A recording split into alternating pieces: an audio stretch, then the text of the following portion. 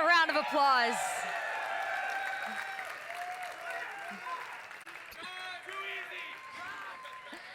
Greg, rumor has it you were falling asleep in your booth while you were waiting for the Kiwi match and the match to finish ahead of you. Are you awake now, I guess? It's a little bit better now, but yeah. Oh, hey. Yeah, I was a little bit tired, and then there were already delays, and then they had that hour-long epic game, so I was a bit out of it, but just took a little nap. I'm better now. You're all better, so you're ready to face what's coming up? Yeah, I think I get to play Thorzane next, so that'd be really cool. I don't think I've ever beat him in an official match before, so I'm looking forward to that. You got any fighting words for him? No, he's a nice guy. It's like impossible to do anything negative towards Thorzane. All right, well, let's see if he does something negative. Thanks so much, Greg, for talking to us. Put this back on my ear. I'm super excited to bring you two of my favorite casters. We've got DJ Weed and D'Apollo coming out to bring you the rest of the games tonight. So I'll let these fine gentlemen take the stage and hand it over to them soon as they get up here. Come on, guys, you're so pretty. I was watching them getting ready in the makeup room. They were looking absolutely fabulous. So without further ado,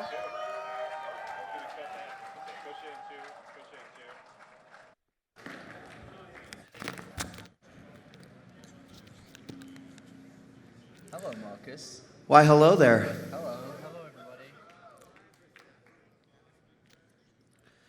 Ladies and gentlemen, are you ready to close out day 3 of IPL 3 Origins here?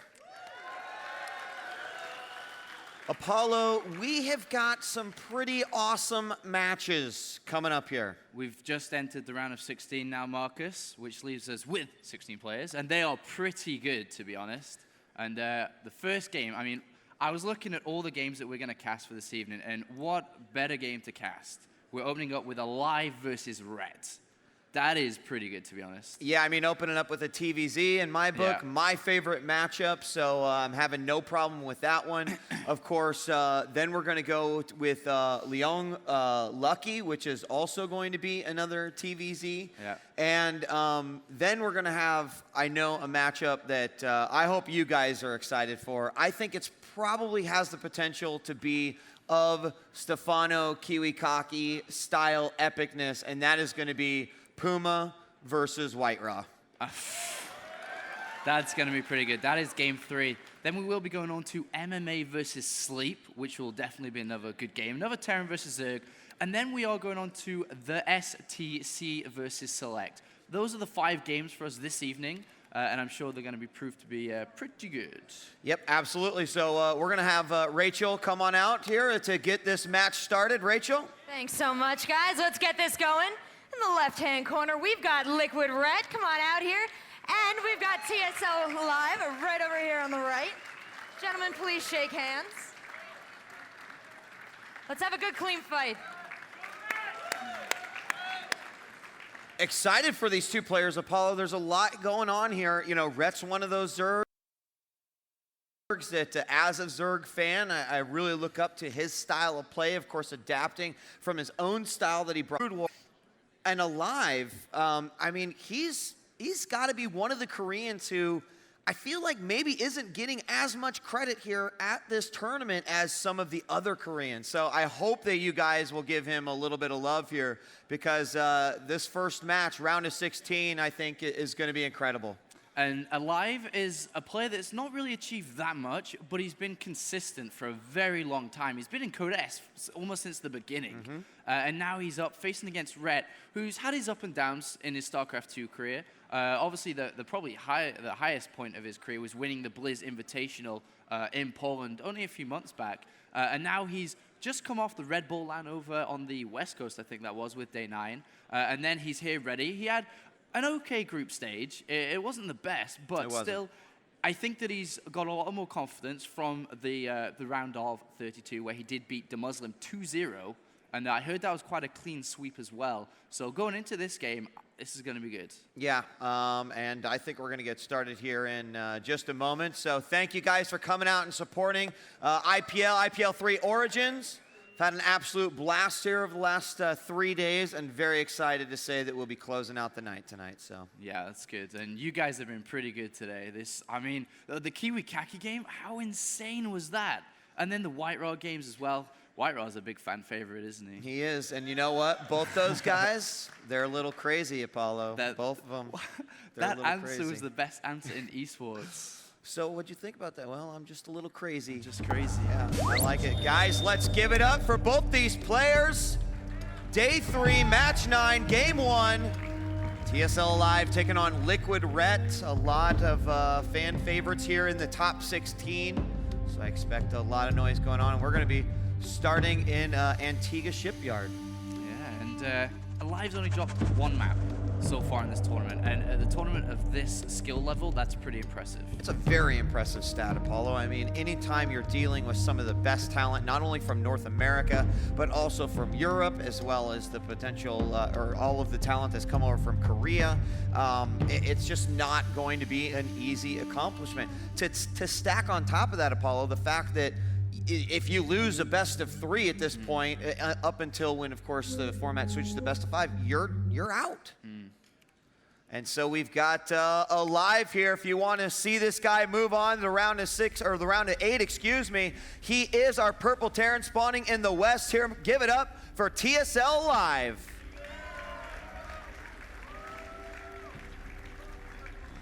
And his opponent spawning in the southeast position. He is a former Brood War pro, one of the few foreigners that actually did make his way into the Korean scene. He goes by Liquid Ret. Give it up. And just Protoss left in the round of 16. You know, Protoss have been struggling in every single tournament recently. And if you think about the other side of that coin too, is that a lot of these players now have been playing a lot of Terran versus Zerg, Zerg versus Terran, so they're actually getting the practice in. And Ret did go 2-0 versus Strelok within the group stage. He did lose 0-2 versus Ryung though, a Korean Terran. But then he came, like mentioned before, in the round of 32 where he did beat Muslim quite convincingly. And on the other hand, we did have Alive beat Stefano 2-0. Stefano we saw earlier, and then he also beat HeyPro 2-0. So both these guys beating the respective races quite hard here so far. Yeah, and you know, Alive beating Stefano is actually a really interesting matchup if you guys did see that. Now, the first game was kind of interesting because Stefano, not having as much experience on Zelnaga Fortress, was sort of caught into a Terran strategy that is pretty typical, where he attacks with a fair amount of tanks and Marines on the low grounds, and Stefano, frankly, could not deal with it. Now, whether that was enough that it kind of threw Stefano off his game, I don't know, but the second game did go to him very, very easily. So I feel like, as far as Alive is concerned, this is a matchup that he is very, very comfortable with. But you have to imagine that every single Zerg is starting to develop their own strategies for how they deal with the many, many faces of the Terran force. So I'm very excited. As I mentioned earlier, TVZ is certainly my favorite matchup, Apollo. And we're going to have quite a few of those here tonight. Yeah, it's really fun. It's really like a gentle matchup. Every unit is very, very soft with the hit points. They die so fast. And so far we've had Ret with 15 hatch, 16 spawning pool. Always loves that later spawning pool. And on the other hand, we do have that barracks on the low ground. So going to be able to put a bit of pressure on straight away. So Ret is going to have to pull off, well, he's pulling off quite a lot of drones because he hasn't actually scouted the gas. He hasn't scouted the barracks on the front. So he actually doesn't know if this is 1 or 2 barracks. So he's pulling off a lot more than needed, which gives Alive just that little bit of an economy advantage so far in this game. Here comes that first Marine up the ramp too. He's going to try to go after that bunker. 2 more SCVs going in. 1 does go down, and the drones may focus their fire back on the Marine now. Going to move back, and we'll see the cancellation of the bunker. Is he going to put down a spine crawler though? A lot of times we'll still see that go down. It's not over yet, but it does look like Alive is making the decision as the first lings come out to go ahead and take it back home. At this point, it is over. You already see that the barracks has gone ahead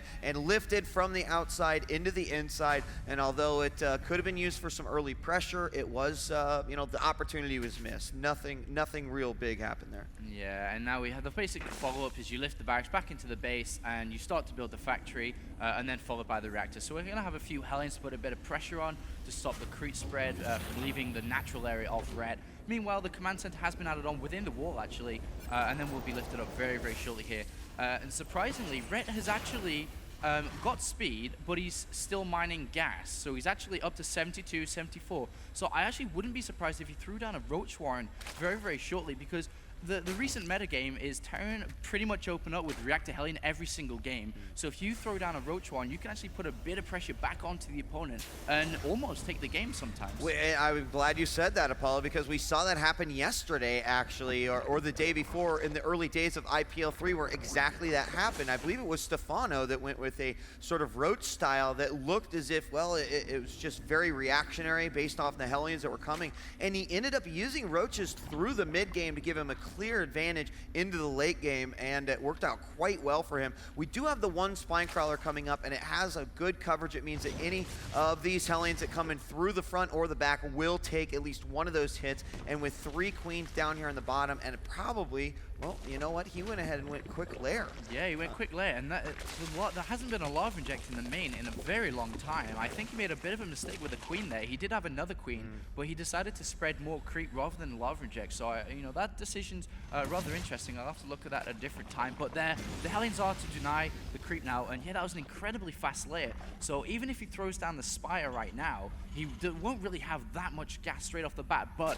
even if he doesn't have that much gas, he will still have a few Mutalists out, which will come at an irregular timing, really, for Alive. And there the Spire is going down. It's just next to that natural expansion. The other thing about these Hellions sticking out here in this transition that's happening is, of course, it means that any sort of third base is going to be denied for the time being. This creep is being spread at least as far as Rhett can take it, and that's another good thing. He knows that these Hellions will deny the creep tumors here on the outskirts of his base, so he sends the Overlord up. He can spread the creep that way, and there you see it going perfect. So at least he's not completely stopping or crippling that potential creep spread, and those Hellions are still trying to be as active as they possibly can. There are a few more Zerglings out, and he may decide to go forward for a push. Yeah, and he's actually spreading the creep within his main base too. So as soon as the Hellions actually leave, he can put the creep down onto the lower ground to start spreading that. Meanwhile, the Spire has now, well, there's about 5-10 seconds left from finishing. The gas saved up right now is 6, so he's going to be able to build about 6 Mutalisks plus the +1 upgrade for them as well. And right now we haven't even got an engineering bay down, we haven't got an armory down whatsoever. You want to throw them down around the 9-minute mark, that is the regular timing. And so far we have a tech lab onto the factory, but no tanks yet, just a few medivacs on the way out now. And we have at least a move, a positionary move here coming out by Alive. He is going to try to get into position. It will be spotted here by the Overlord and the creep on the bottom. Keep in mind there's also a good amount of Hellions here. Now, with the Mutas out, yeah, that's going to be good, but no Banelings at all, and we do have the one Spine Crawler. It does look like one of these Overlords will be caught, and there is the scan. The Mutas are out, but they've got to be careful. He really can't lose any Mutas at this point. Yeah, well, he's cut corners. He hasn't got the Baneling nest. He hasn't thought about getting Banelings. All his gas is into Mutalisks. He's got more than enough to deal with this right now. And the timing is a bit awkward here for Live. Didn't expect Mutalisks to be out this fast. So Red is going to clean up this rather easy here. Yeah, I mean, Alive just split up his Marines, and had that been one solid engagement from Alive, I think that that would have been a lot scarier. It allowed Rhett to get a surround on the first little group of Marines right here, and then the other reinforcing group was, I don't think this is a good idea, guys, and they paid for it. They went down. The third is going down now. The creep will be spreading outside of the base thanks to the shutdown of the Hellions. And I also want to just point out some good Overlord placement here by Rhett. He's got the one Overlord here in the side that he can take back inside. He's got the one over here in case there is an expansion to the north, and the Mutas are going to come in to the base. Now the missile turrets are down, so he's going to try to find a hole, and this is another critical time. There's a stim coming out of those Marines at the front. And again, I mean, so far, good control. Rhett seems to sort of have found a little bit of an advantage, a foothold here.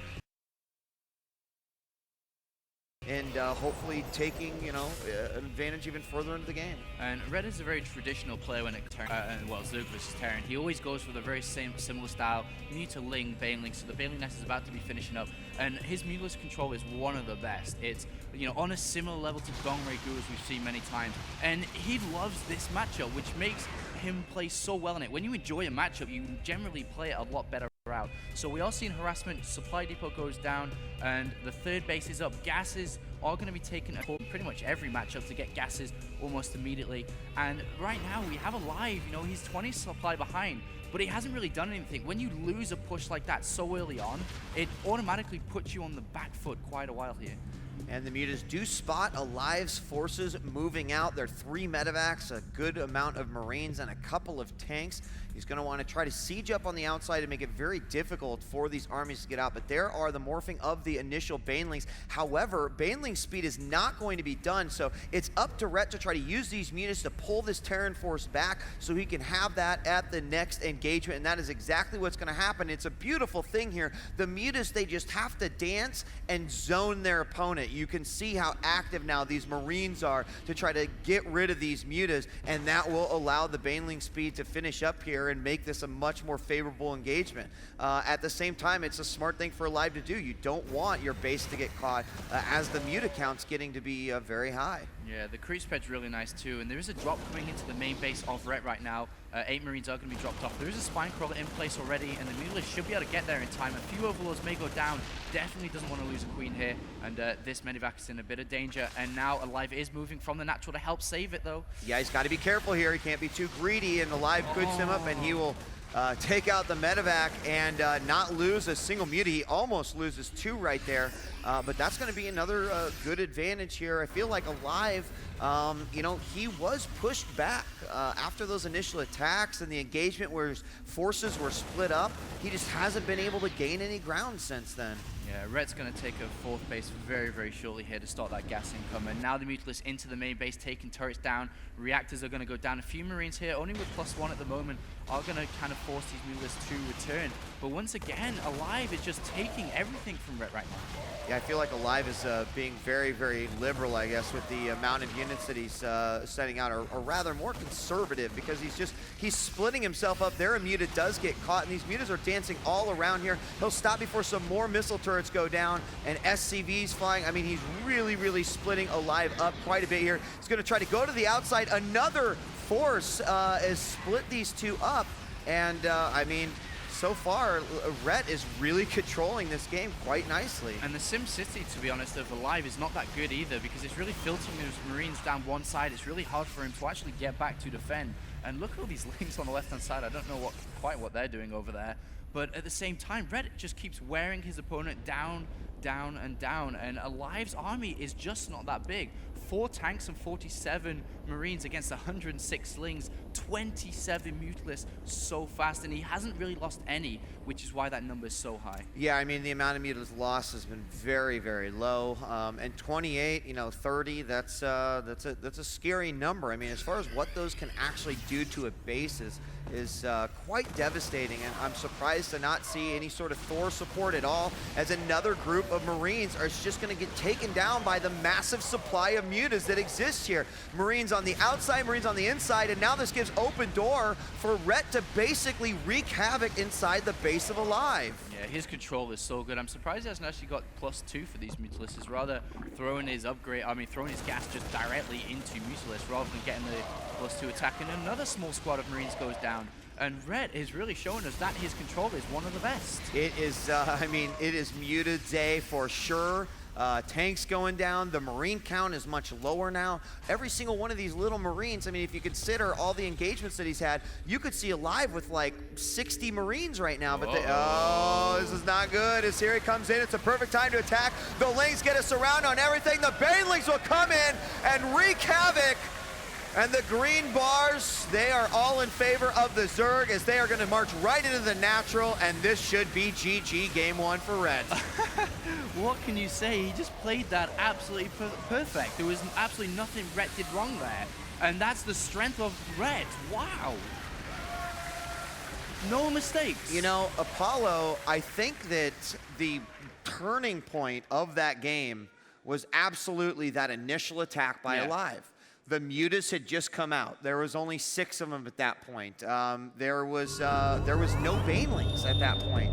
And it was one of those situations where, because the forces of Alive were split up, it was an easy one engagement for Rhett. And from that point, it just seemed like, you know, Alive could never regain his balance, and he just kind of fell over. Well, the way the matchup works, it's a bit like Dota. There's just waves and waves of Terran armies over and over and over, and as soon as you break one down, it's like, okay, I've got like 5 minutes to do whatever I want.